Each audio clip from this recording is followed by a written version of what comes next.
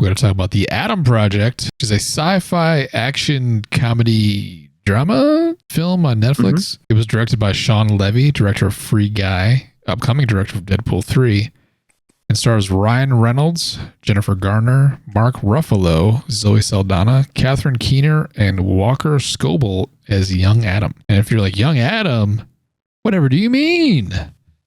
Well, it's because the science fiction aspect of this, The Adam Project, is that Ryan Reynolds' character travels back in time from 2050 for reasons I feel like we shouldn't spoil. It's the standard "we must stop evil from destroying where I'm from in the future" storyline. How did you feel about The Adam Project, starring Ryan Reynolds? I found it mostly enjoyable. I was probably 30% of the way into the movie, and I was like, I kind of wish this went to theaters. Like this almost feels like a victim of stream. I mean, it's going to get more eyes on it, I think, because it's streaming. Yeah, it's a Netflix produced movie. Yeah, which is certainly valuable. But I feel like if this went to theaters, would have been a good theater experience movie. Okay. Because there was enough like grandiose CGI kind of element things that felt like they'd be more impactful on a large screen. The story was fairly predictable. Yeah. You know, there were a couple beats that, you know, were like, oh shit, there's that. But for the most part, when you see a movie about somebody coming back from the future to address problem X. Yeah, to address problem that they didn't show, probably because it would have cost too much. They didn't show the future. I don't know if it's because they just budgetary reasons or because they wanted it to be like one. Here you pick up with this character and it just goes. It's the story doesn't jump back and forth to make it instead digestible. Of flashing back and forth. It doesn't feel jagged. To be digestible for everybody. Like no one's going to not understand. You can create your own.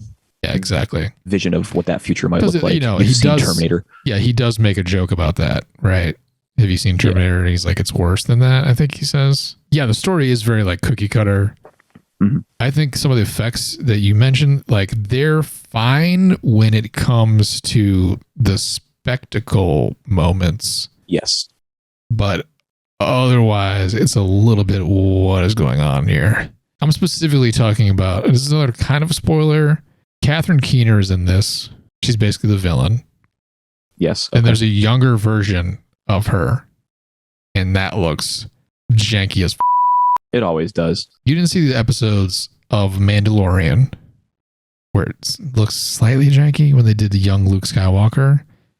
But in Boba Fett, young Luke Skywalker looks pretty great. Like they got the what is it called when they do that shit? They had someone that looked like him do the motions. Oh. And they put his face on their body. It could be better. It's not horrible, but it is a little like, ugh. That aside, like the story being kind of by the numbers and some of that CGI being a little jank, the fun level of this movie is quite high. Mm-hmm. Even though there's also some like moments that are kind of quite emotional, but I had a really good time watching this. I agree. I saw a lot of reviews of this on Friday morning popping up online because people were like, you know, one of the next movies we're talking about, they were like, great. And they were like, Adam Project, a piece of shit. Yeah, I saw that too. And I watched Adam Project and I was like, when does it turn to a piece of shit? Yeah, exactly. Like it's a fun, like all ages thing. Like it's a late 80s, early 90s, like sci-fi romp for the family feel to it. Yeah. And if you enjoy Ryan Reynolds, he does all of his Ryan Reynolds things. Yeah, I would say Ryan Reynolds. His face is on the movie and it's a Ryan Reynolds movie for sure. I would say Ryan Reynolds excels in roles like this where he has to be the action hero, but also funny, but also bring sort of an emotional weight in moments. Like in small instances where he has to bring emotion. Great. Do I think he could carry a dramatic movie? Probably not. Do I think he would want to though? Also probably not. Why? No, I think he wants to do things that he has fun with. Yeah. But he can bring an emotionality to an action comedy like this that I think is appropriate, and he does a very good job at it. The Adam Project is a great mix of funny, entertaining action, and it has the correct amount of heart. Would you recommend The Adam Project? Yeah. There's nothing wrong with watching this movie. Like I would do more. I would go one above that, and I would absolutely say you should definitely watch it. If you've liked anything, like I said, late 80s, early 90s sci-fi stuff, you're going to get a kick out of this.